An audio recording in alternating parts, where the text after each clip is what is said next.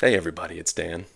Welcome back. Let's convert some high elves. So I'm taking the heavy elf infantry and the elf infantry sets from North Star's Oathmark range. I'll have down in the description links to both reviews of those sets. They're fantastic on their own. But what I wanted to do was um, I'm going to use them as Warhammer High Elves for in the Ninth Age, a little bit of the Old World, a little bit of Sixth Edition from time to time. So I wanted to do a couple of really simple conversions using green stuff in order to make them look slightly more like the iconic versions of the White Lions, Sword Masters, and Seaguard. On their own, as I said, I think the figures are fantastic. I really love the aesthetic. I have way more info on that in the reviews if you want more info on that. But what's great about them is just how cheap they are. Again, $35 depending on your distributor for 30 figures. You can compare that to Games Workshop pricing on your own. But if you have two sets of just the heavy infantry, for example, you could make a unit of 25 White Lions and a unit of 25 Sword Masters with no issue whatsoever. So even without the conversion work, I think it's absolutely something that you should consider if you're a Warhammer player. But what I've done there, I'm including the Swordmaster guide just for the sake of thoroughness, but I'm not actually going to do any conversion work. I had some aspirations to like sculpt a plume on top of the head, but I don't know, I wasn't feeling up to it. But I am going to sculpt cloaks for White Lions, and I am going to sculpt the sash for these Seaguard that I've converted up. So let's get to it. I don't do a lot of green stuff work. I'm not super handy with it, but I can sculpt simple things like simple fur cloaks and simple pieces of cloth. So that's what we're going to do here. I got this on Amazon, this roll of green stuff, for probably like 15 bucks, and I got it, I want to say like 6 or 7 years ago. I just keep it in a Ziploc bag like that, and it hasn't dried out at all.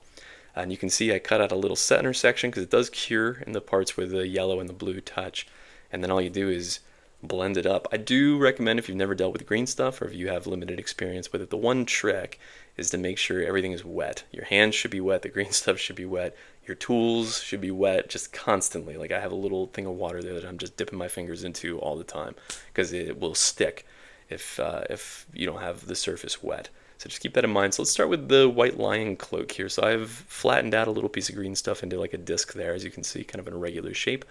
And the specifics of that shape don't really matter as long as it's roughly cloak sized, because we're going to cover this up with fur in the next step. But this is sort of serving as the framework for that fur cloak. So I'm going to go through and layer it in. I'm going to maybe add some folds or some creases as you see me doing there. Nothing too fancy, just trying to create the illusion of some movement. And you can see here too that I don't have any like green stuff tools or any sculpting tools. If you've got some, I definitely recommend using them here, but I don't strictly think that you need them, especially if you don't do a lot of sculpting, as I just mentioned, as I don't. So I'm going through and just, layering in some creases and generally just making sure that the rough shape is correct. I'll let that dry overnight. I'm sure it's cured technically within like 5 or 6 hours, but I just let it dry overnight. And then what we're going to do is get another batch of green stuff ready to go, and I'm going to take a blob and just stick it in the middle of the back of the cloak, because what we're going to now do is sculpt fur. And you can see, once again, I don't have any sculpting tools. I'm just using the tip of an X-Acto knife, and I'm moving in like a teasing direction. I don't know how else to describe this. Like almost pretend there's already fur there, and you're using it like a comb to like brush out the fur. That's kind of the movement that I'm doing with my X-Acto knife. And you can see if you move methodically kind of across the back of the cloak, it creates the illusion of fur.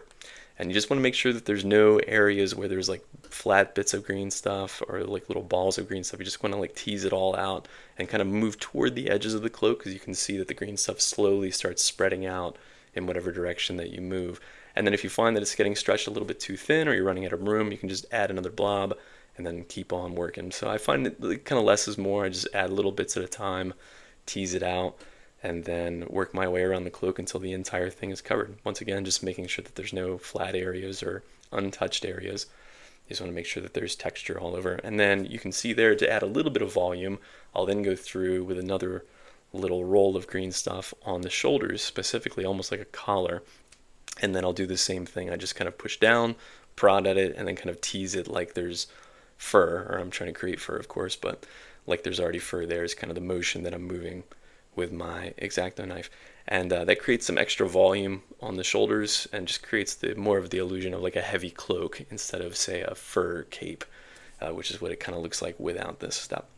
And then I also have a paw, like a single arm that I use to create movement. Like it's draped down over the front, over the chest, over the arms, and that allows me to, again, play around with movement a little bit. And then I sculpt fur over that, just as I did on the fur cape. So you could, at this point, like also add in a tail if you wanted. If you have the skills, I certainly don't, to like sculpt a lion's head like on the shoulder or something. You can do that. But again, we're trying to create kind of the impression of a white lion here, not literally trying to resculpt a white lion. So I think that that's effective enough as it is.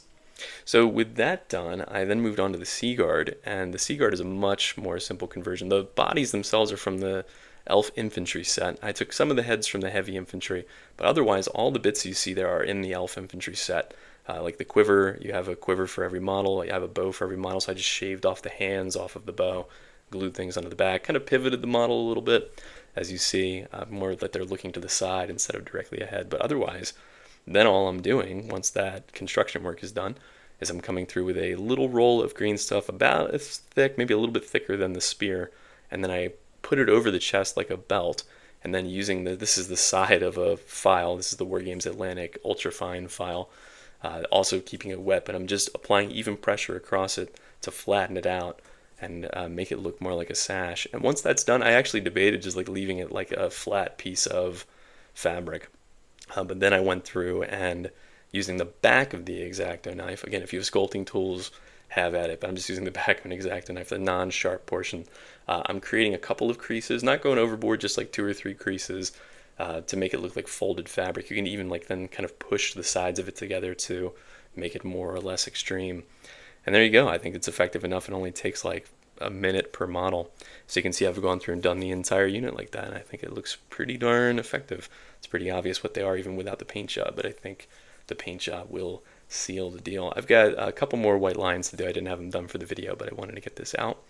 And this is such an economical and easy conversion to do. Again, I don't have that much green stuff experience, but consider that these figures are like $1 per model, depending on the distributor that you get them from. So right, you could have 30 Seaguard, or you could have 20 Seaguard and 10 regular spearmen or just regular archers out of the infantry set. You can blend it in with the light infantry set if you're looking for some more variety. But the heavy infantry, consider that each set of heavy infantry, and again, you should watch those reviews if you're looking for like more specific breakdowns, but I'll tell you here that one box of heavy infantry comes with 12 two-handed swords and 12 great axes. And so what that means is that with 2 boxes, you would end up with 24 white lions and 24 sword masters, and you can have 3 models for command on either, and then you would have like 6 models left over for whatever you want, either for unit fillers or for like chariot, so, and that's $65 US for 2 giant units of elite high elves with some very, very simple conversion work here. Anyway, something to consider. I think that this is a really effective conversion. I'm going to be picking up another box of the heavy infantry to round out these units, make them slightly bigger. And maybe, again, do some like chariot conversions down the road. So we'll see how this army evolves, but I'm pretty happy with how these guys turned out, and I'm looking forward to getting them painted up. So if you're interested, we'll see you in those painting videos, but if not, I'll see you in one of the next review videos that should be coming out here pretty shortly. So appreciate you dropping by for this one, and until next time, happy gaming.